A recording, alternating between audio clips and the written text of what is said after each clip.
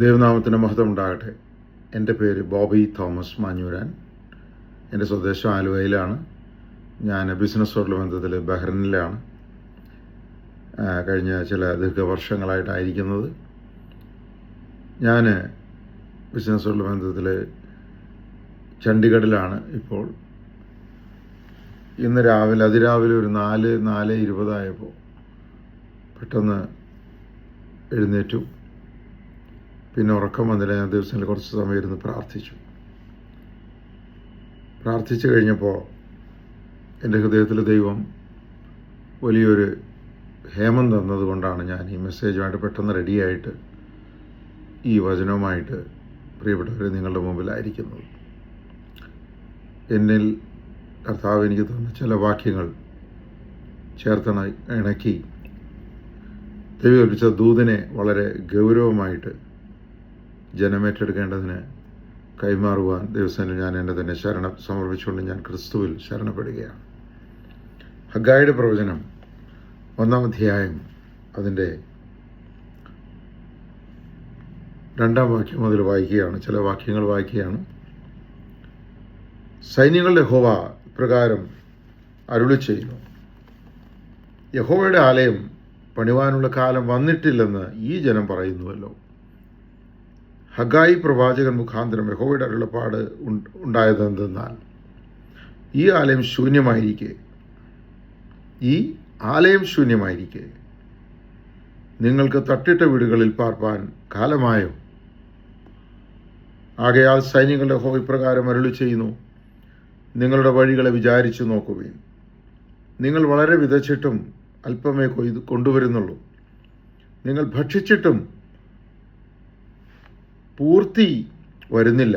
നിങ്ങൾ പാനം ചെയ്തിട്ടും തൃപ്തി വരുന്നില്ല. വസ്ത്രം ധരിച്ചിട്ടും ആർക്കും കുളിർ മാറുന്നില്ല. കൂലിക്കാരൻ ഓട്ടസഞ്ചിയിൽ ഇടുവാൻ കൂലി വാങ്ങുന്നു. സൈന്യങ്ങളുടെ യഹോവ ഇപ്രകാരം അരുളി ചെയ്യുന്നു, നിങ്ങളുടെ വഴികളെ വിചാരിച്ചു നോക്കുവീൻ. നിങ്ങൾ മലയിൽ ചെന്ന് മരം കൊണ്ടുവന്ന് ആലയം പണിവീൻ. ഞാനതിൽ പ്രസാദിച്ച് മഹത്വപ്പെടും എന്ന് യഹോവ കൽപ്പിക്കുന്നു. നിങ്ങൾ അധികം കിട്ടുമെന്ന് കാത്തിരുന്നു, എന്നാൽ അത് അല്പമായി തീർന്നു. നിങ്ങളത് വീട്ടിൽ കൊണ്ടുവന്നു, ഞാനോ അത് ഊതിക്കളഞ്ഞു. അതെന്തുകൊണ്ട് എൻ്റെ ആലയം ശൂന്യമായി കിടക്കുകയും നിങ്ങൾ ഓരോരുത്തരും താൻ്റെ വീട്ടിലേക്ക് ഓടുകയും ചെയ്യുന്നത് കൊണ്ട് തന്നെ എന്ന് സൈന്യങ്ങളുടെ യഹോവയുടെ അരുളപ്പാട്. ഇത് എന്നെ വളരെ പിടിച്ചു കുലുക്കുവാനിടയായി. പ്രഭാതത്തിൽ ഇതിൻ്റെ ചരിത്ര പശ്ചാത്തലം ഏവർക്കും സുപരിചിതമാണെന്ന് ഞാൻ വിശ്വസിക്കുന്നു.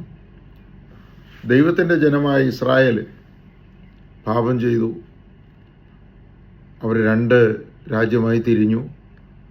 വടക്കേ രാജ്യം, തെക്കേ രാജ്യം. അതിൽ വടക്കേ രാജ്യം 10 ഗോത്രങ്ങൾ അടങ്ങുന്നതായിരുന്നു. തെക്കേ രാജ്യം ജൂദയും ബെന്യാമീനും അടങ്ങുന്നത്.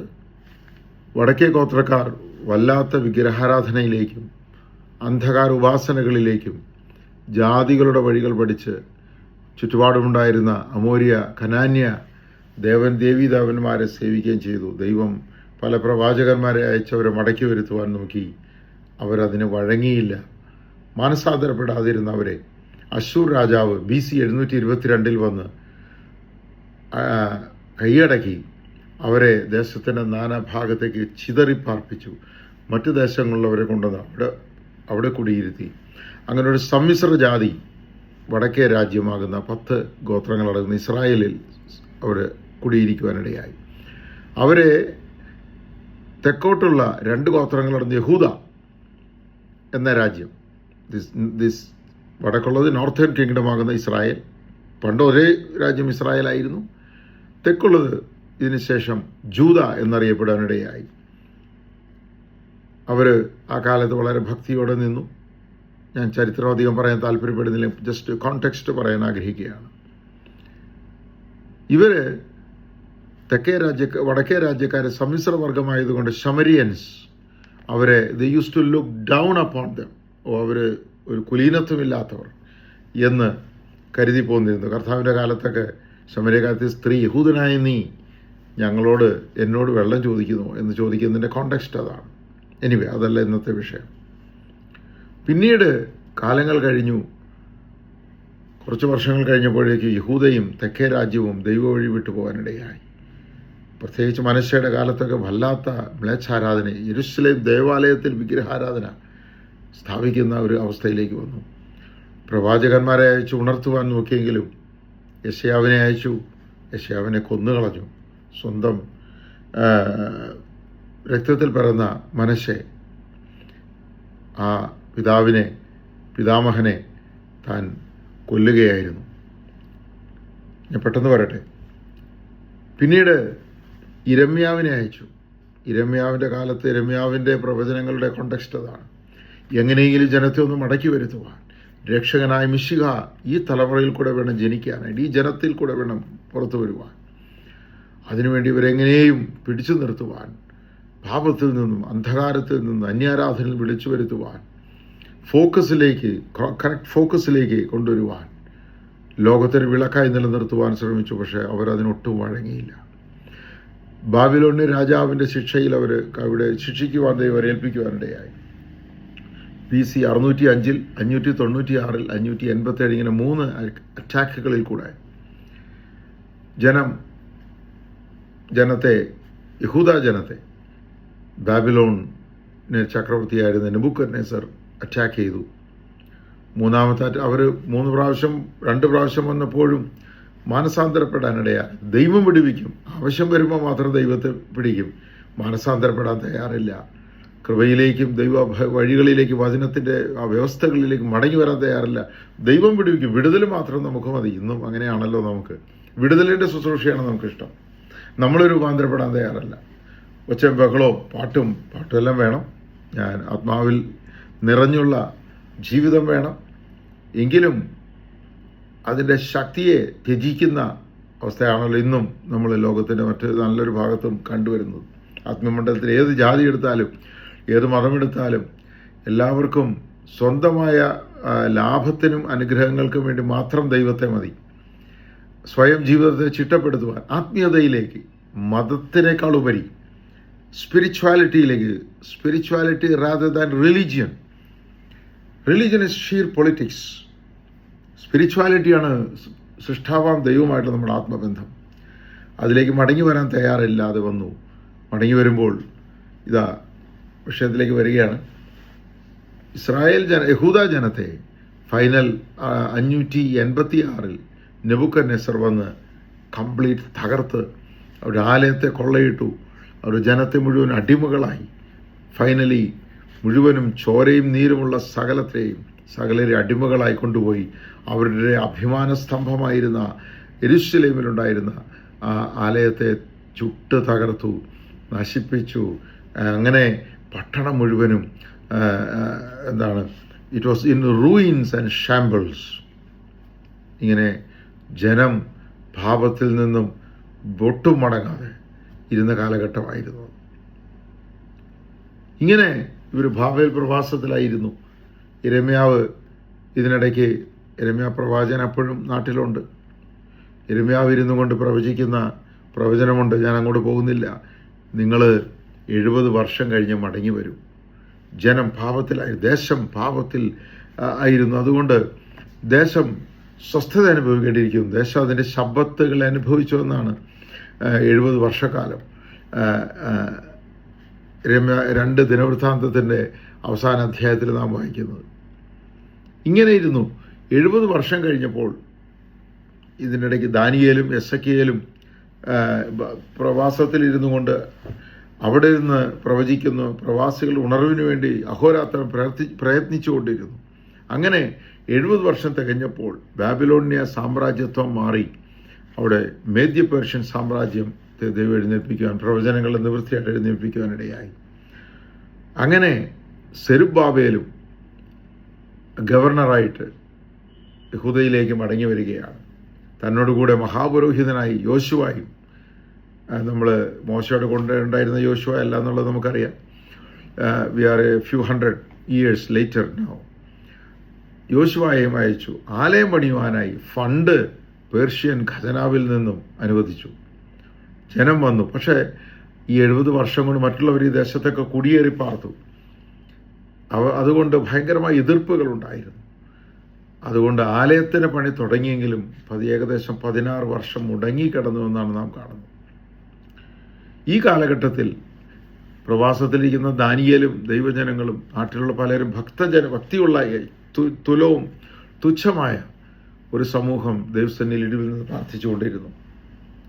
അതിൻ്റെ ഫലമായിട്ട് ദൈവം 2 പ്രവാചകന്മാരെ യഹൂദയിൽ എഴുന്നേൽപ്പിക്കുകയാണ്. സമകാലീനരായി സഖര്യാവും ഹഗ്ഗായി എഴുന്നേൽക്കുകയാണ്. ഈ കോണ്ടെക്സ്റ്റിലാണ് നാം വായിച്ച ഹഗ്ഗായിയുടെ പ്രവചനം. എന്താണ്? യഹോവയുടെ ആലയം പണിവാനുള്ള കാലം വന്നിട്ടില്ലെന്ന് ഈ ജനം പറയുന്നുവല്ലോ. പണിയാനായിട്ട് മടങ്ങി വന്ന ജനമാണ്.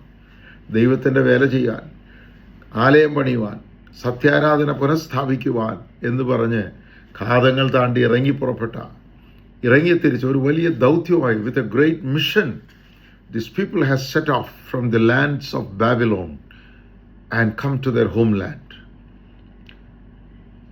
അങ്ങനെ ഷാമ്പിൾസിൽ കിടക്കുന്ന അരാജകത്വവും ആകെ തകർന്നടിഞ്ഞ ഒട്ടും ഓർഗനൈസ്ഡ് അല്ലാത്ത ഈ പ്രതികൂല സാഹചര്യത്തെ തരണം ചെയ്തു പോകാൻ കഴിയാതെ ഇവർ ആലയം പണി തൽക്കാലം പണിയാതിരുന്നു. ഈ സമയത്ത് അവരെ ഉണർവിന് വേണ്ടിയിട്ട് പ്രാർത്ഥനകളുടെ മറുപടിയായിട്ട് ദൈവം എഴുന്നേൽപ്പിച്ച പ്രവാചകന്മാരാണെന്ന് ഞാൻ പറഞ്ഞല്ലോ. അപ്പോൾ ഹഗ്ഗായി ഇവിടെ പ്രവചിക്കുന്നു. ഈ സമയത്താണ് സഖര്യാവ് പറയുന്നത്, സൈന്യത്താലെയല്ല, ശക്തിയാലെയല്ല, എൻ്റെ ആത്മാവിനാൽ തന്നെ ഇത് പണിയപ്പെടും.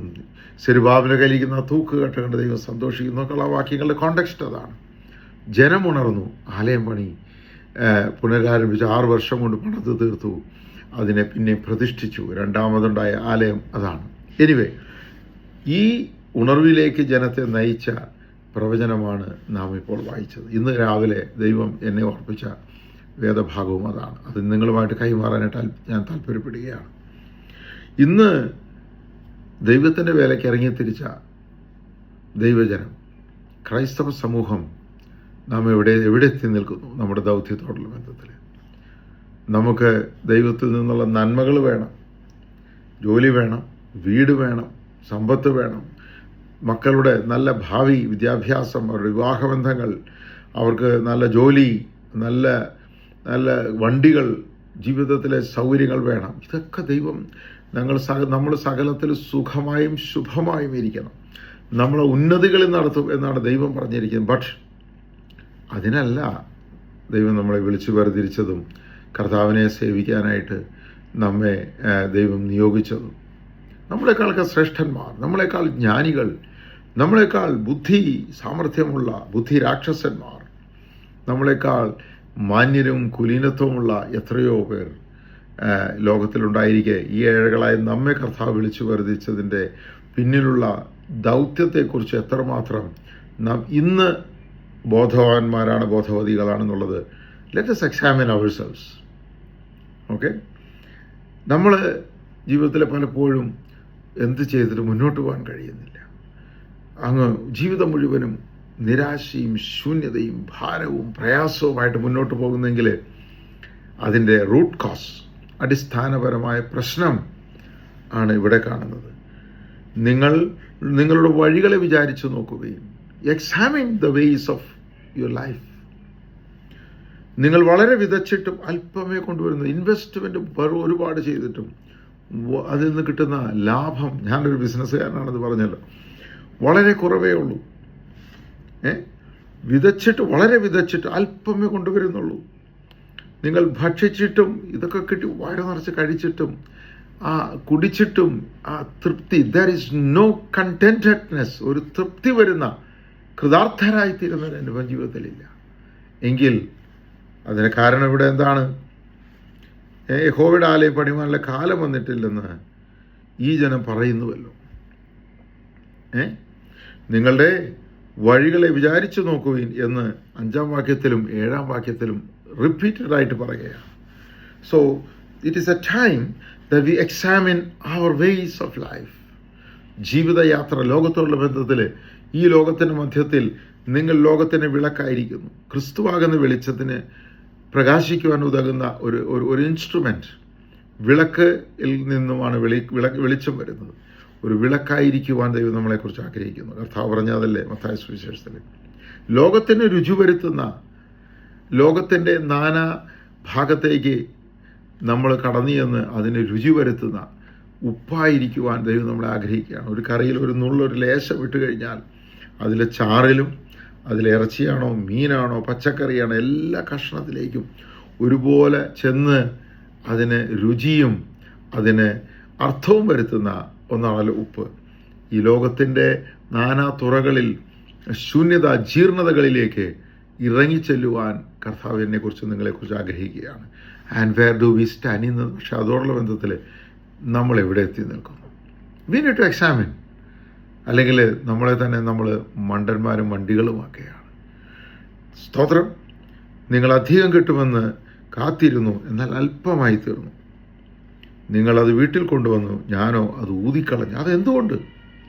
അപ്പോൾ ജീവിതത്തിൽ ദൈവം തന്നെ നമ്മളൊരു വേക്കപ്പ് കോൾ, ഉണരുക എന്നുള്ള ഒരു നാം തട്ടി ഉണർത്തുന്ന ഒരു അനുഭവമാണ് ഇന്ന് നമ്മുടെ ജീവിതത്തിലെ ശൂന്യതകളുണ്ടെങ്കിൽ, വരൾച്ചകളുണ്ടെങ്കിൽ, നമ്മുടെ ജീവിതത്തിൽ ഞെരുക്കമുണ്ടെങ്കിൽ, it is a time that God is really trying to intervene. നമ്മളുമായിട്ടൊന്ന് സംവദിക്കുവാൻ ദൈവം ആഗ്രഹിക്കുന്ന ഒരു സന്ദർഭമായിട്ട് അതിനെ പോസിറ്റീവായിട്ട് നമുക്ക് ഏറ്റെടുക്കാം. Praise God.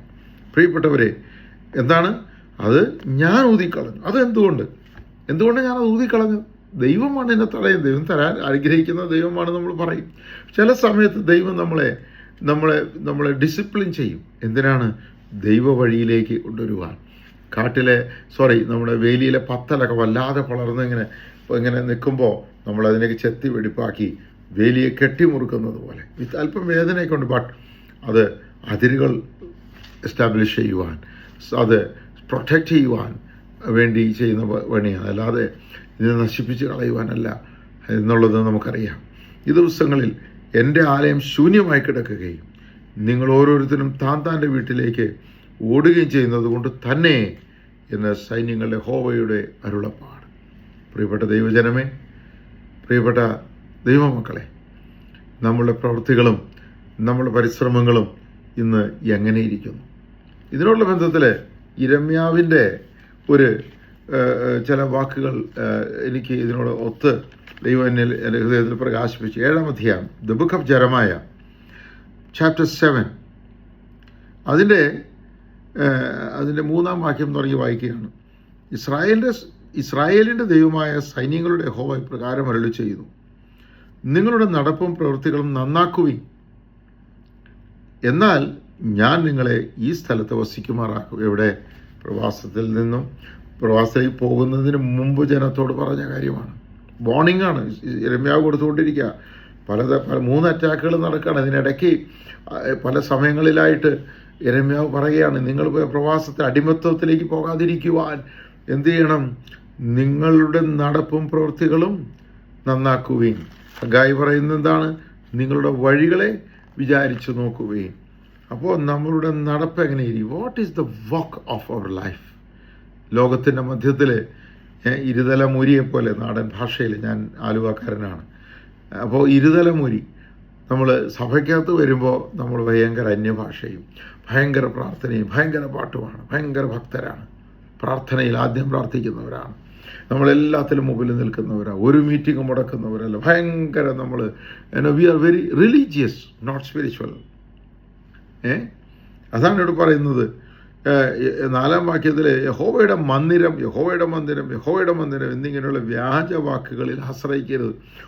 ഞങ്ങൾ ചർച്ചിൻ്റെ വർക്കിലാണ്, ചർച്ചിൽ ആ മീറ്റിംഗ് ഉണ്ട്, ചർച്ചിൽ ആ പരിപാടിയുണ്ട്, ഭയങ്കരമാണ്, ക്രൂസൈഡ് ഉണ്ട്, മാസയോഗമുണ്ട്, നമ്മൾക്ക് കൗൺസിലുണ്ട്, കമ്മിറ്റിയുണ്ട്, ഭയങ്കര. We are very BC.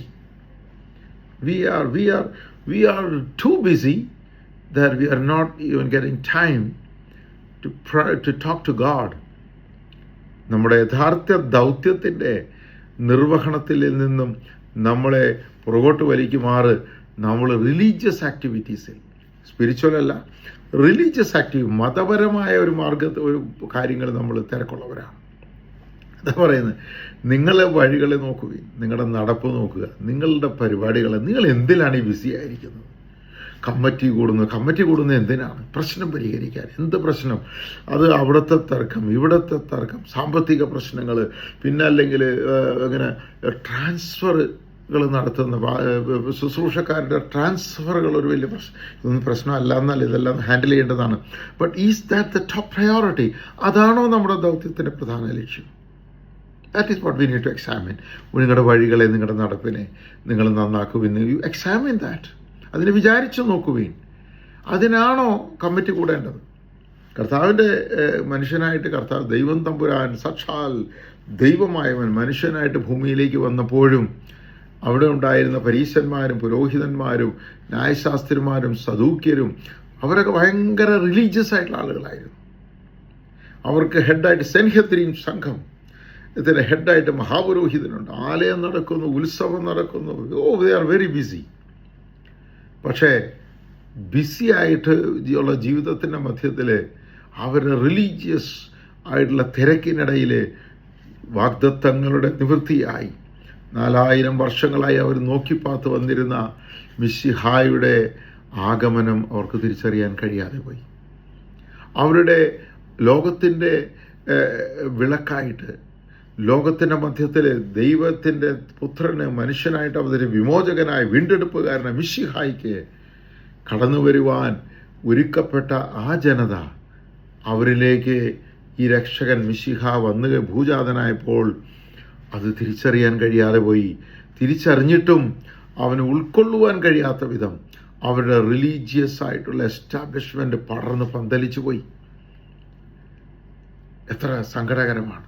അതാണല്ലോ യോഹന്നാന്റെ സുവിശേഷം 3-ാം അധ്യായത്തിൽ നിക്കോദെമോസ് രാത്രിയിൽ വന്നിട്ട് പറയുക, മനുഷ്യർ കുറ്റബോധം തോന്നിയിട്ട് പറയുക, നീ ദൈവത്തിൻ്റെ അടുക്കൽ നിന്ന് വന്നു എന്ന് ഞാൻ അറിയുന്നു എന്നല്ല, ഞങ്ങൾ അറിയുന്നു. ഹൂ ഇസ് ഞങ്ങൾ? ഈ റിലീജിയസ് സെറ്റപ്പ്, ഈ സെൻഹദ്രീൻ സംഘമാകുന്നത് ഞങ്ങൾക്കറിയാം. പക്ഷേ we are not ready to change, we are not ready to accept you. അങ്ങനെയാണോ നാം എന്ന്? അതാണ് നമുക്ക് എക്സാമിൻ ചെയ്യേണ്ടിയിരിക്കുന്നത്. നിങ്ങളുടെ വഴികളെ വിചാരിച്ചു നോക്കുകയും എക്സാമിൻ യുവർ സെൽഫ്.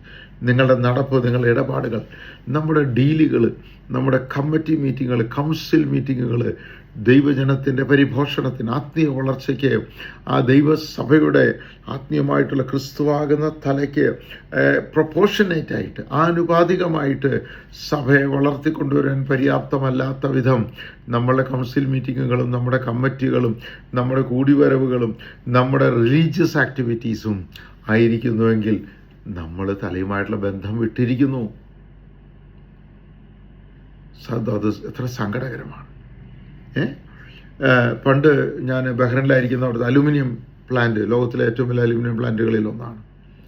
അവിടെ മുമ്പുണ്ടായിരുന്നൊരു ചീഫ് എക്സിക്യൂട്ടീവ് പണ്ട് ചില വേർഡ്സ് ഓഫ് വിസ്ഡം അല്ലെങ്കിൽ ആൽബയുടെ ചാപ്റ്റർ ഇറക്കിയതിൽ ഒരു കാര്യം പറയുന്നുണ്ട്. എന്താണ്? If it does not add value, don't do it. മൂല്യം കൽപ്പിക്കുവാൻ, മൂല്യം ഉള്ള വസ്തുതകൾ, മൂല്യമുള്ള കാര്യങ്ങളിലേക്ക് എത്തിപ്പെടുവാൻ കഴിയുന്നില്ല എങ്കിൽ അതിനുവേണ്ടിയുള്ള അങ്ങനെയുള്ള പ്രവൃത്തികളുള്ള ഉദ്യമങ്ങൾ ഉപേക്ഷിക്കുക. If it does not add value, don't do it. Okay. അപ്പോൾ ദൈവസഭയിലെ കമ്മിറ്റിയും കൗൺസിലും നമ്മുടെ കുടിവരവുകളിലും നമ്മുടെ ജീവിതത്തിലെ പേഴ്സണൽ ലൈഫിൽ, ഫാമിലി ലൈഫിൽ, നമ്മുടെ ലോക്കൽ ചർച്ചുകളിൽ, അല്ലെങ്കിൽ നമ്മുടെ ഏരിയ, നമ്മുടെ റീജിയൻ, നമ്മുടെ ഡിസ്ട്രിക്റ്റ്, നമ്മുടെ രൂപത, അതിരൂപത, അല്ലെങ്കിൽ നമ്മുടെ സ്റ്റേറ്റ്, നമ്മുടെ നാഷണൽ കൗൺസിലുകൾ, ഇൻ്റർനാഷണലായിട്ടുള്ള നമ്മുടെ സെറ്റപ്പുകളിലൊക്കെയും if it does not add value in the kingdom of God, it is not worth doing. ഈ ദിവസങ്ങളിൽ ദൈവജനത്തിൻ്റെ ഉണർവിന് വേണ്ടി, സഭയുടെ ഉണർവിന് വേണ്ടിയിട്ട് ആയിരിക്കട്ടെ നമ്മുടെ കൂടിവരവുകൾ, നമ്മുടെ ചിന്തകൾ, നമ്മുടെ ചർച്ചകൾ. ഇതിനുള്ള ബന്ധത്തിൽ എസെക്കിയേൽ പ്രവചനത്തിലെ 22-ാം അധ്യായത്തിൻ്റെ ഒരു വാക്യം നമുക്കറിയാം. സുപരിചിതമായ വാക്കുകളെ ഒന്ന് കോർത്തിണക്കി, I'm trying to string the beads, ഒക്കെ മുത്തുകളെ ഒന്ന് കോർത്തിണക്കി ഒന്ന് ആ ഒരു മെസ്സേജ് കൊണ്ടുവരുവാനായിട്ട് മാത്രം താല്പര്യപ്പെടുകയാണ്. ഒന്ന് ഉണർവിന് വേണ്ടിയിട്ട്, സ്വയശോധനയ്ക്ക് വേണ്ടിയിട്ട്. എന്താണ് അതിൻ്റെ 22-ാം അധ്യായത്തിലേക്ക് വരുമ്പോൾ, എസെക്കിയേൽ 22 വരുമ്പോൾ അതിൻ്റെ 23-ാം വാക്യം മുതൽ ഇങ്ങോട്ട് വായിച്ചു വരുമ്പോൾ ജീവിതത്തിലെ, സമൂഹത്തിലെ പല തട്ടുകളിലുള്ള, പല മേഖലകളിലുള്ള മനുഷ്യരെ കുറിച്ചാണ് പറയുന്നത്. അതിൽ യഹോവയുടെ അരുളപ്പാട് എനിക്കുണ്ടായതാണ്. മനുഷ്യപുത്ര, നീ അതിനോട് പറയേണ്ടത് എന്തിനോടാ? ദേശത്തോട് പറയേണ്ടതാ, സമൂഹത്തോട് പറയേണ്ടതാ. ഇന്ന് നമ്മളോട്, നമ്മുടെ സഭയോട്, നമ്മുടെ സമൂഹത്തിനോട്, നമ്മുടെ കുടുംബത്തോട്, നാം ആകുന്ന വ്യക്തിയോടുള്ള ദൈവത്തിൻ്റെ ദൂതാണിത്. എന്താണ്? ക്രോധ ദിവസത്തിൽ നീ ശുദ്ധിയില്ലാത്തതും മഴയില്ലാത്തതുമായ ദേശമായിരിക്കും. God is actually angry. ക്രുദ്ധനായ ദൈവം പറയുകയാണ്, നീ എന്താണ്? ശുദ്ധിയില്ലാത്തതും മഴയില്ലാത്തതുമായ ദേശമായിരിക്കുമെന്ന് യഹൂദ ജനത്തോട് പറയുകയാണ്. കാരണം എന്താ? Why is God angry with his people? നമ്മുടെ അടുത്ത് ദൈവം നമ്മുടെ വിതച്ചതിനെ നമ്മൾ പെറുക്കി കൊണ്ടതിനെ ഊതിക്കളയുന്നു. ഹഗ്ഗായിൽ വായിച്ചതുപോലെ ഒരു ഫ്ലറിഷിങ്, ഒരു നന്മ, അല്ലെങ്കിൽ ആത്മീയമായിട്ടോ ഭൗതികമായിട്ടോ ഒക്കെ ഞാൻ പ്രോസ്പെരിറ്റി അല്ല ഇവിടെ പറയുന്നത്. നമ്മുടെ ജീവിതത്തിൽ നമ്മൾ കൃതാർത്ഥരായിത്തീരാൻ നമുക്ക് കഴിയില്ല എങ്കിൽ അതിനുള്ള കാരണങ്ങളിലൂടെ പറയുകയാണ്. നമ്മുടെ സമൂഹത്തോട്, സഭയോട്, വ്യക്തിയോട്, കുടുംബത്തോടുള്ള ദൂതായിട്ട് ഏറ്റെടുക്കുക. അതിന് നടുവിൽ അതിലെ പ്രവാചകന്മാരുടെ ഒരു കൂട്ടുകെട്ടുണ്ട്. അലറി ഇര കടിച്ചു കയറുന്ന ഒരു സിംഹം പോലെ അവർ ദേഹികളെ വിഴുങ്ങിക്കളയുന്നു. നിക്ഷേപങ്ങളെയും വിലയേറിയ വസ്തുക്കളെയും അപഹരിച്ചുകൊണ്ട് അവർ അതിൻ്റെ നടുവിൽ വിധവമാരെ വർദ്ധിപ്പിക്കുന്നു. എന്താണ്? ദൈവത്തിൻ്റെ വേല ചെയ്യുന്ന പ്രവാചകന്മാർ, അതിൻ്റെ അകത്തുള്ള സുവിശേഷകന്മാർ, നമ്മുടെ ഇപ്പോഴത്തെ കാലത്ത് ദൈവദാസന്മാർ, ദൈവദാസിമാർ, കർത്താവിൻ്റെ വേലക്കാരെന്ന് പറയുന്നവരുടെ ഫോക്കസ് നഷ്ടപ്പെട്ടിട്ട് അവരുടെ ഒരു കൂട്ടുകെട്ടുണ്ട്, ഒരു കോൺസ്പിറസി. തമ്മിൽ കൂടിക്കൊണ്ട് എന്താ ചെയ്യുന്നത്? നമുക്ക് അങ്ങനെ ചെയ്യാം, നമുക്ക് ഇങ്ങനെ ചെയ്യാം. സഭയുടെ ഉണർവിന് പകരം എന്താണ്? നമുക്ക് മീറ്റിങ്ങുകൾ നടത്തണം, തമ്മിൽ വന്ദനം വാങ്ങി, അങ്ങാടിയിൽ വന്ദനം, തമ്മിലുള്ള ബഹുമാനമൊക്കെ വാങ്ങിയിട്ട് they are after their own ends.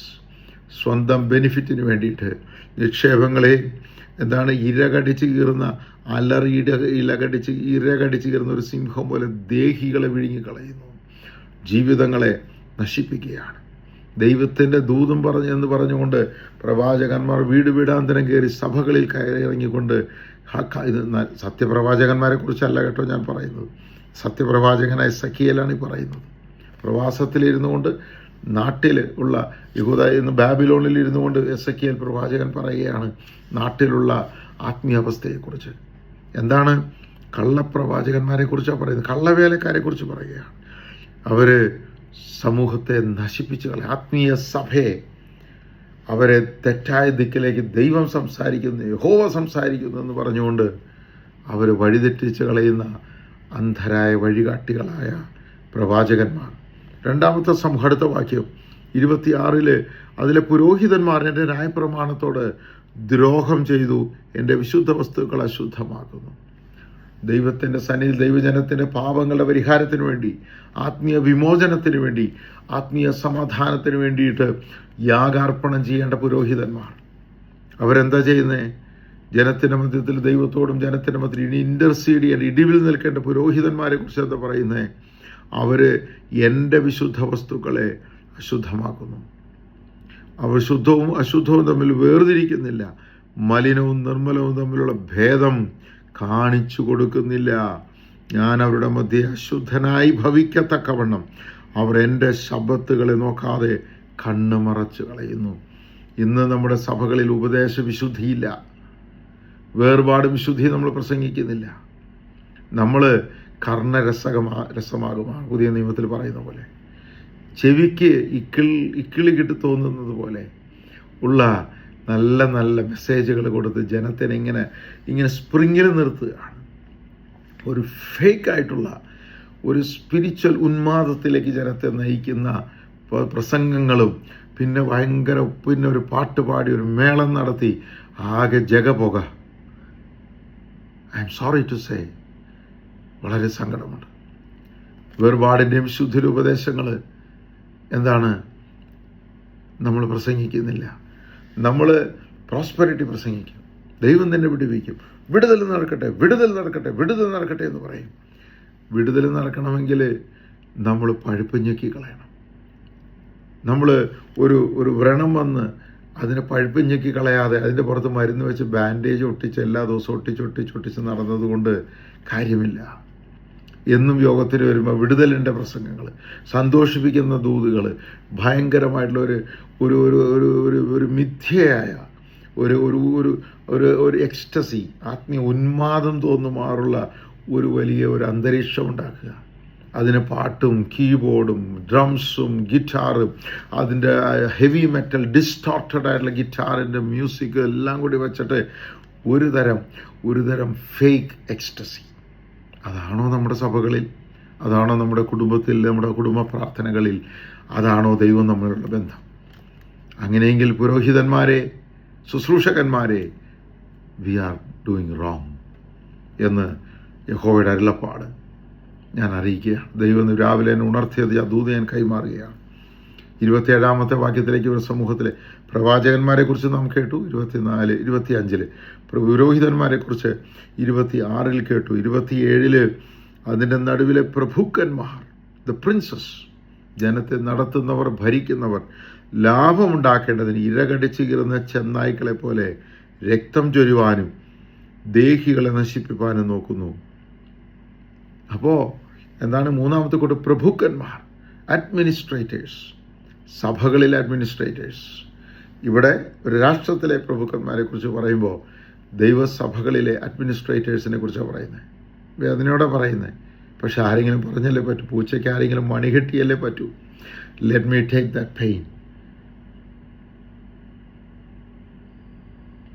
നാം അഡ്മിനിസ്ട്രേറ്റേഴ്സ് ആയിരിക്കുന്ന, അധികാരത്തിലിരിക്കുന്ന ദൈവദാസന്മാരെ, ദൈവദാസിമാരെ, നാം അധികാരമോഹികളും സ്വാർത്ഥ ലാഭേച്ഛുക്കളും സ്വജനപക്ഷപാതികളുമാകുന്നുവെങ്കിൽ യഹോവയുടെ അരുളപ്പാട് എന്താണ്? അതിൻ്റെ നടുവിലെ പ്രഭുക്കന്മാർ ലാഭമുണ്ടാക്കേണ്ടതിന് ഇരകടിച്ചു കീറുന്ന ചെന്നായ്ക്കളെ പോലെ രക്തം ചൊരിവാൻ. പലരുടെയും ജീവിതത്തിൽ അവർക്ക് ലഭിക്കേണ്ട നന്മകൾക്ക് തടസ്സമായി, അവരുടെ ശുശ്രൂഷകളിൽ വെളിപ്പെടാനും അതിനെ ശോഭിക്കാൻ കഴിയാതെ വണ്ണം ഒതുക്കി. നമ്മൾ പൊളിറ്റിക്സിലും എടുക്കാനാണ്, അഡ്മിനിസ്ട്രേറ്റേഴ്സ് അല്ലേ. വി ആർ വെരി ഗുഡ് എന്താണ് പൊളിറ്റിക്സ് കളിക്കാനായിട്ട്. ഒടുക്കിയും അവർ കർത്താവിനോട്, അവരുടേവനായ ദൈവത്തോട് അവരിരുന്ന് വിളിക്കുമ്പോൾ we are responsible. Please dear administrators. ഞാനധികം പോകുന്നില്ല. അതിലെ പ്രവാചകന്മാർ വ്യാജം ദർശിച്ചു, കള്ളപ്രശ്നം പറഞ്ഞു, യഹോവ അരുളി ചെയ്യാതിരിക്കെ യഹോവയായ കർത്താവ് ഇപ്രകാരം അരുളി ചെയ്യുന്നു എന്ന് പറഞ്ഞുകൊണ്ട് അവർക്ക് കുമ്മായം തേക്കുന്നു. ഈ കുമ്മായത്തെക്കുറിച്ച് പുതിയ നിയമത്തിലെ കർത്താവ് പറഞ്ഞ്, നിങ്ങൾ വെള്ളപൂശിയ ശവക്കല്ലറകളകത്ത് ജീർണിച്ച് പുഴുകുത്തിയരിക്കുന്ന സംഭവമാണ് അകത്തിരിക്കുന്നത്. പുറത്ത് കുമ്മായം പൂശുക. കിണ്ടികിണ്ടങ്ങളുടെ പുറം നിങ്ങൾ നല്ല ഷൈനിങ്, ഗ്ലോസി ആയിട്ട്, ഷിമ്മറിങ് ആയിട്ട് നിർത്തുന്നു. അകത്തുള്ള ക്ലാവ് പിടിച്ചിരിക്കുന്ന കറകൾ, അഴുക്കുകൾ, രോഗാണുക്കളെ തേച്ച് മിനുക്കാൻ കഴിയാതെ പുറം മോടി കാണിച്ച് പോളിഷ്ഡ് ആയിട്ട്. ഇതാരാ നോക്കുന്നത്? ദൈവം സകല ഹൃദയങ്ങളെയും അന്തരേന്ദ്രിയങ്ങളെയും ശോധന ചെയ്യുന്നവനാണ്. Where do we stand? അഗ്നിജ്വാലകത്തെ കണ്ണുള്ള കർത്താവിൻ്റെ മുമ്പിൽ നമ്മളെങ്ങനെ നിൽക്കും? കാര്യം തീർക്കുന്ന നാളിൽ നിങ്ങളുടെ കരങ്ങൾ ബലപ്പെട്ടിരിക്കുമോ എന്ന് കർത്താവ് നിങ്ങളോട് ചോദിക്കുകയാണ്. പ്രിയപ്പെട്ടവരെ, നമ്മോട് ചോദിക്കുകയാണ്. ഞാൻ വലിയ വിശുദ്ധനാണെന്നല്ല ഞാൻ പറയുന്നത്. I was really shaken this morning. എന്നെ പിടിച്ചു കുലുക്കിയ ചില ചിന്തകൾ എൻ്റെ ഹൃദയഭേദകമാകുമാറ് വന്നതുകൊണ്ട് I'm passing it on to U.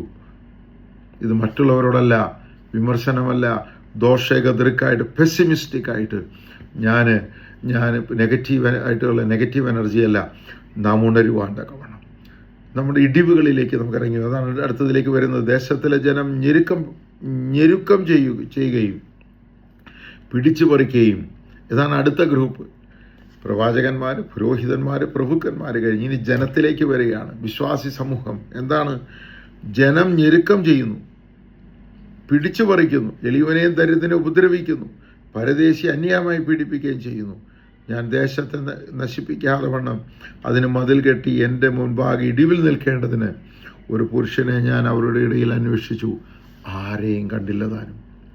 ആകയാൽ ഞാൻ എൻ്റെ ക്രോധം അവരുടെ മേൽ പകർന്ന് എൻ്റെ കോപാഗ്നി കൊണ്ട് അവരെ മുടിച്ച് കളഞ്ഞിരിക്കുന്നു. അവരുടെ നടപ്പിന് തക്കവണ്ണം. യിരെമ്യാവിൽ പറയും നിങ്ങളുടെ നടപ്പിനെ നോക്കുവാൻ. ഹഗ്ഗായിൽ പറയും നിങ്ങളുടെ വഴികളെ വിചാരിച്ചു നോക്കുവാൻ. ഇവിടെ എന്താ പറയുന്നത്? അവരുടെ നടപ്പിന് തക്കവണ്ണം ഞാൻ അവർക്ക് പകരം കൊടുത്തിരിക്കുന്നു എന്ന് യഹോവയായ കർത്താവിൻ്റെ അരുളപ്പാട്. അല്ലയോ ദൈവജനമേ, ജനത്തോടുള്ള ദൂതാണ് ഇവിടെ പറയുന്നത്. നമ്മൾ നേതൃത്വങ്ങളെ കുറ്റം പറയും, നമ്മൾ ദൈവദാസന്മാരെ കുറ്റം പറയും. What about you and me? വിശ്വാസി സമൂഹമായ നാം എങ്ങനെയിരിക്കുന്നു? നമ്മുടെ ഡേ ടു ഡേ ഡീലുകൾ എങ്ങനെയിരിക്കുന്നു? വ്യക്തിബന്ധങ്ങൾ എങ്ങനെയിരിക്കുന്നു? ജോലിസ്ഥാനത്ത് നമ്മുടെ വിദ്യാഭ്യാസ മേഖലകളിൽ, നമ്മൾ പഠിക്കുന്ന സ്കൂളിലും കോളേജിലും, നമ്മുടെ ആശുപത്രികളിലായിരിക്കുന്ന അവസ്ഥകളിൽ, നമ്മൾ മെഡിക്കൽ ഫീൽഡിലാണോ, ഇൻഡസ്ട്രിയൽ ഫീൽഡിലാണോ, ബാങ്കിങ് ഫീൽഡിലാണോ, ബിസിനസ് ഫീൽഡിലാണോ, വാട്ട് എവർ ഇറ്റ് ഈസ്, നമ്മുടെ ഡേ ടു ഡേ ഡീലിങ്സ് ഈ ലോകത്തോടുള്ള ബന്ധത്തിൽ എങ്ങനെയിരിക്കും? നമ്മുടെ നടപ്പ് കണ്ടിട്ട്, നമ്മളെ കണ്ടിട്ട് എന്തു പറയുന്നു? Are we shedding the light that Jesus is? യേശുവാകുന്ന വെളിച്ചത്തെ വെളിപ്പെടുത്തുന്ന വിളക്കായിരിക്കുന്നു, അതോ കരിന്തിരി കത്തിയിട്ട് പുക വമിക്കുന്ന, അകത്ത് എണ്ണയില്ലാതെ വെറുതെ കത്തിങ്ങ പുക വമിച്ചുകൊണ്ടിരിക്കുന്നതെങ്കിൽ എല്ലാവരും തുമ്മിയും ചീറ്റിയും ചുമച്ച് നടക്കുന്ന സമൂഹത്തിന് ഒരു ബാധ്യതയായി നമ്മൾ തീർന്നിരിക്കുന്നുവെങ്കിൽ വി നീഡ് ടു വേക്കപ്പ്. നമ്മൾ ഉണരേണ്ടിയിരിക്കുന്നു. അല്ലെങ്കിൽ എന്താണ്? അതിന് തക്കവണ്ണം കർത്താവ് നമ്മോട് പ്രതികരിക്കും. ഇതിൻ്റെ മധ്യത്തിൽ എൻ്റെ പ്രിയപ്പെട്ട ദൈവജനമേ, നമുക്ക് ദേശത്തിന് വേണ്ടിയിട്ട് നിൽക്കാൻ കഴിയുമോ? ദേശത്ത് അരാജകത്വം വളരുകയാണ്. മദ്യവും മയക്കുമരുന്നും രക്തപാതകവും വ്യഭിചാരവും വഷളത്വവും അധർമ്മവും അനീതിയും പെരുകുന്നുവെങ്കിൽ ലോകത്തിന് ഒപ്പാകുന്ന ഞാനും നീയും we are not doing our part. എന്നെ കാണുന്നവർ, നിങ്ങളെ കാണുന്നവർ ക്രിസ്തുവിനെ കാണുവാൻ ഇടയാകേണ്ടതിന് ക്രിസ്തുയേശുവിൻ്റെ ഭാവനയുള്ളവരായി, ക്രിസ്തുവിൻ്റെ സ്ഥാനപതികളായി, ഈ കാലഘട്ടത്തിൽ ക്രിസ്തുവിനെ വെളിപ്പെടുത്തുന്നവരായി, ക്രിസ്തുവിൻ്റെ അംബാസഡേഴ്സായിട്ട്, ദൈവരാജ്യത്തിൻ്റെ സ്ഥാനപതികളായി ഈ ലോകത്തിൽ വർത്തിക്കുവാൻ വിളിക്കപ്പെട്ടവരാണ്, നിയോഗിക്കപ്പെട്ടവരാണ്. അല്ലയോ ദൈവദാസ, ദൈവദാസി, പ്രിയപ്പെട്ട കൂട്ടുവിശ്വാസിയായ സഹോദര, സഹോദരി, ഞാനും നിങ്ങളും. ആൻഡ് ഇന്ന് നമ്മളെങ്ങനെയിരിക്കുന്നു? നമ്മൾ വലിയ ഉണർവ് വേണം. നമുക്ക് എല്ലാം മാറണം. നമ്മളെല്ലാത്തിനെ കുറ്റം പറയുകയാണ്. What are V doing? ഞാനും നീയും എന്ത് ചെയ്യുന്നുവെന്ന് നമുക്ക് നമ്മളിലേക്ക് സ്വയശോധന ചെയ്യാൻ ഞാൻ ദൈവനാമത്തിൽ നിങ്ങളെ ആഹ്വാനം ചെയ്യുകയാണ്. ക്രിസ്തു നമ്മളെ വിളിച്ചിരിക്കുന്നത് എന്തിനാണ്? വേലയ്ക്കായിട്ട് നമ്മളെ വിളിച്ചിരിക്കുന്നത് എന്തിനാണ്? യെശയ്യാ പ്രവചനം 61 അധ്യായത്തിൽ എന്താണ് പറയുന്നത്? What is the objective of gospel? സുവിശേഷീകരണത്തിൻ്റെ, ക്രൈസ്തവ സമൂഹത്തിൻ്റെ ദൗത്യം എന്താണ്? What is our calling? ക്രിസ്തു എന്താണ് ചെയ്തത്? കർത്താവ് നസറേത്തിൽ മടങ്ങി വന്ന് പരീക്ഷ സഹിച്ച് 40 ഉപവാസം കഴിഞ്ഞ് താന് സ്നാനപ്പെട്ടു, പരീക്ഷകൾ സഹിച്ച് ആത്മപൂർണനായി കടന്ന് ജനത്തിൻ്റെ മധ്യത്തിലേക്ക് ശുശ്രൂഷ തുടങ്ങുമ്പോൾ എന്താണ് ഇത്? നസറേത്ത് മാനിഫെസ്റ്റോ വായിച്ചത് എന്താണ്? യെശയ്യാ പ്രവചനം 61 അധ്യായമാണ്. And that was the objective of the mission that Jesus undertook. മാനവജാതിയുടെ വീണ്ടെടുപ്പിന് വേണ്ടി പരമയാഗമായി തീരുമ്പോൾ തന്നെ ഒരു ജനത്തെ അതിലേക്ക് ഒരുക്കുന്ന, അവരെ ഉണർത്തുന്ന ഒരു പ്രക്രിയ കർത്താവ് 3.5 വർഷം കൊണ്ട് തികച്ചെടുത്തു. And what was that? അതിനെക്കുറിച്ച് യെശയ്യാ പ്രവചനം 61 അധ്യായമാണ് കർത്താവ് ലൂക്കോസിൻ്റെ സുവിശേഷത്തിൽ വായിച്ചതായി നാം കാണുന്നത്.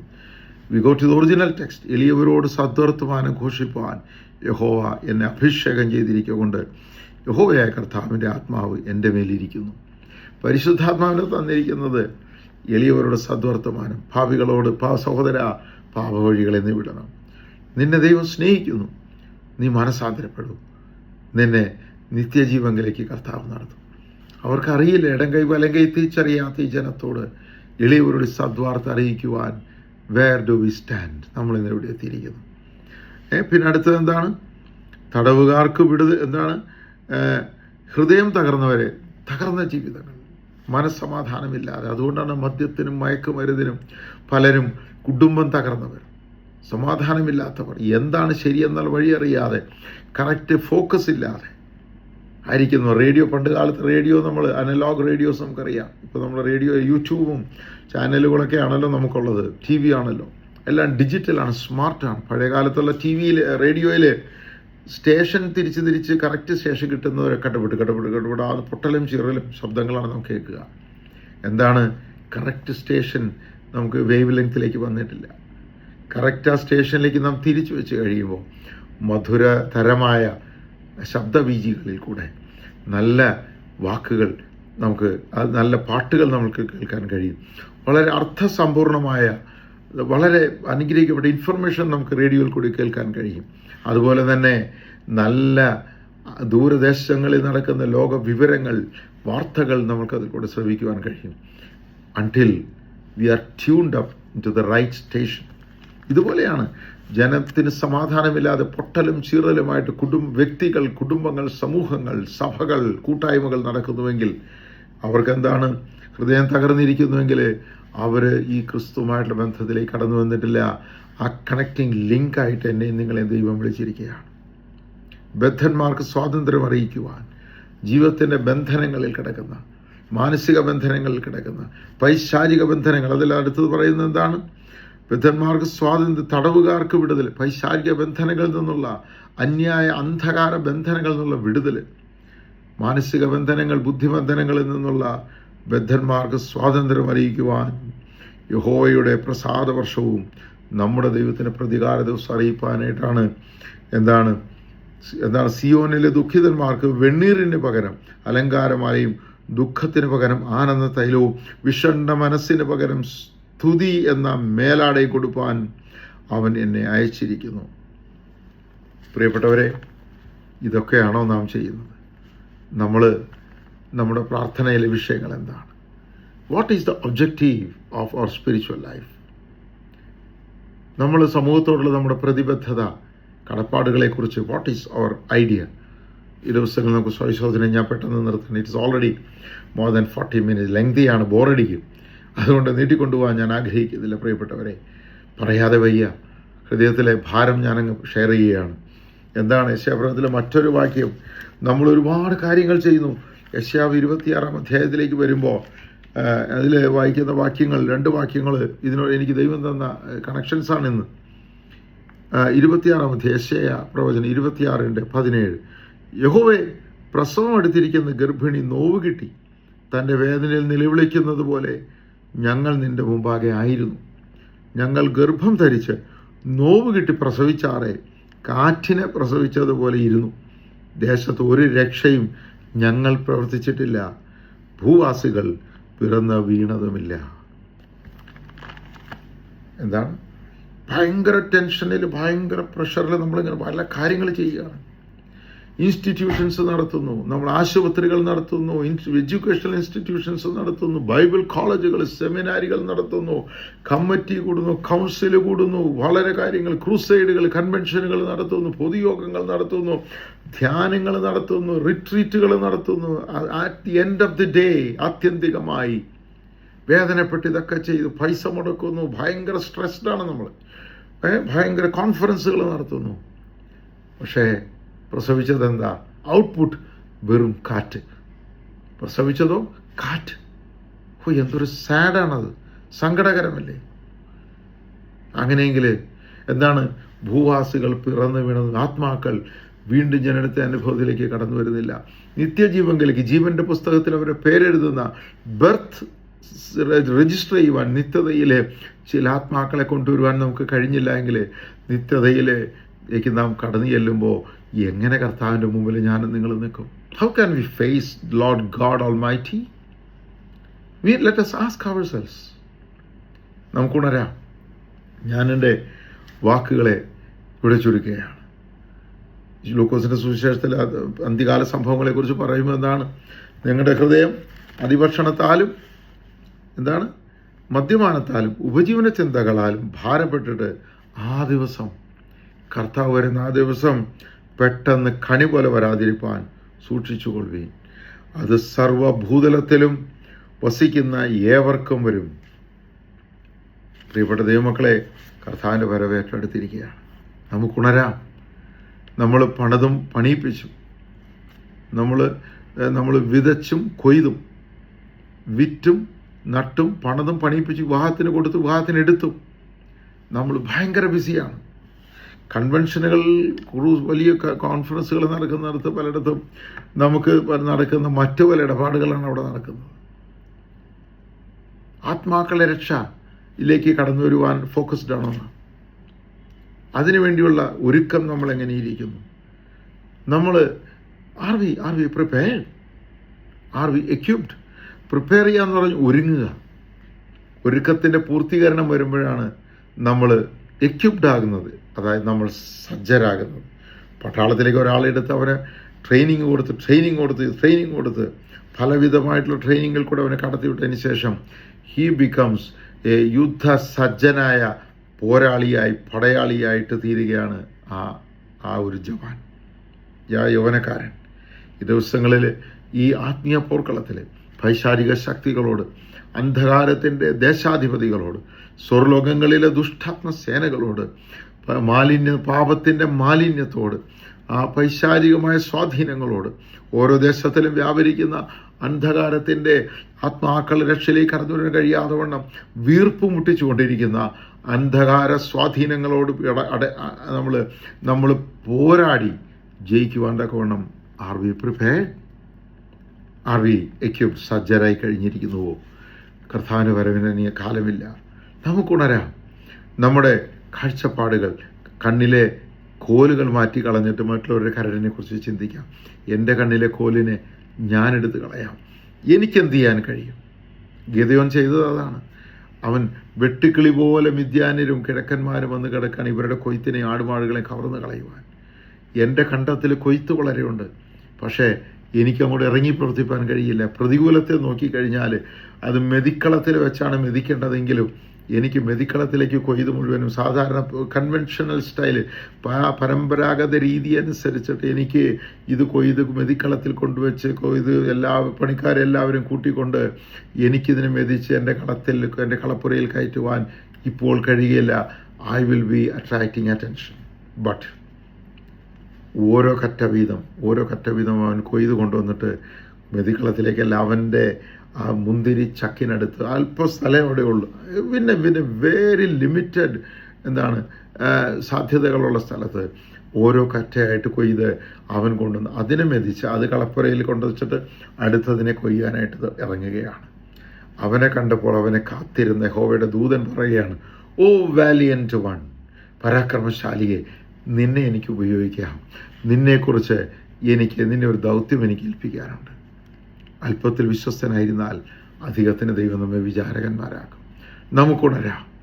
ഹല്ലേലൂയ. കാറ്റിനെ പ്രസവിക്കുന്നവരായി തീരാതെ ഭൂവാസികൾ നീതി കണ്ട് ക്രിസ്തീയ സമൂഹത്തിൻ്റെ ശരിയായ, നീതിയായ, സത്യമായ ജീവിതത്തിൻ്റെ ശൈലി കണ്ട് ബദ്ധന്മാർക്ക് വിടുതലും, പാപികൾക്ക് മനസ്സാന്തരം, രോഗികൾക്ക് സൗഖ്യം, കുനിഞ്ഞിരിക്കുന്നവർ നിവർന്ന അവരെ മോട്ടിവേറ്റ് ചെയ്യുന്നൊരു അനുഭവത്തിലേക്ക്, ആത്മീയ സമാധാനത്തിലേക്ക്, കുടുംബങ്ങളിലെ, വ്യക്തികളിലെ, സമൂഹങ്ങളിലെ ആ സന്തോഷത്തിലേക്ക്, സമൂഹത്തിലേക്കും അവരെ റീഇൻസ്റ്റേറ്റ് ചെയ്യുവാൻ, ക്രൈസ്തവ സന്തോഷത്തിൻ്റെ ആ സ്നേഹത്തിൻ്റെ ദൂതിനെ പകരുവാൻ തക്കവണ്ണം ആ ദൂതുവാഹികളായി നമുക്ക് ആ വിള്ളലുകളിലേക്ക് കയറാം, ഇടിവുകളിലേക്ക് കയറാം.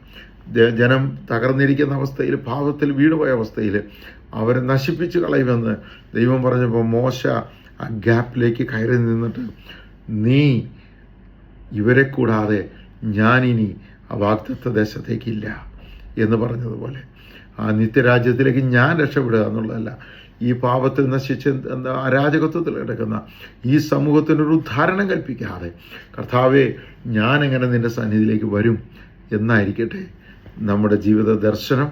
അതിനായി നമുക്ക് സമർപ്പിക്കാം. കർത്താവിന്റെ സന്നിധിയിൽ നമുക്ക് തന്നെ ഉണരാം, പ്രാർത്ഥിക്കാം. Let us start praying first. ആ പരിശുദ്ധാത്മ ശക്തി പ്രാപിച്ചുകൊണ്ട് ജീവിതത്തിൻ്റെ കാഴ്ചപ്പാടുകളെ മാറ്റിക്കൊണ്ട്, തിമിരങ്ങളെ മാറ്റിക്കൊണ്ട്, വസ്തുതകളായി കണ്ട് എന്താണ് മാറ്റം വരേണ്ടത്. നമ്മുടെ കമ്മിറ്റി കൂടുന്നതും കൗൺസിലുകളെല്ലാം ചിന്തിക്കേണ്ട വിഷയങ്ങൾ, സബ്ജക്റ്റുകൾ മാറട്ടെ, പ്രയോറിറ്റീസ് മാറട്ടെ, ജീവിത ലക്ഷ്യം വ്യക്തമായി തീരട്ടെ. ദൈവനാമത്തിൻ്റെ മഹത്വത്തിന് വേണ്ടി നമുക്ക് ഒരുങ്ങാം. അതിനായി നമ്മെ തന്നെ സമർപ്പിക്കാം, ഒരുങ്ങാം, സജ്ജരാകാം. കർത്താവിൻ്റെ വരവിന് താമസമില്ല. ദൈവം എവരെയും അനുഗ്രഹിക്കട്ടെ. നിങ്ങൾ ഇത് കേട്ടിരുന്ന സമയത്തിന് വളരെ നന്ദി. കർത്താവ് എല്ലാവരെയും അനുഗ്രഹിക്കട്ടെ. Thank you. മാറാനാഥ, കർത്താവ് വരാറായി.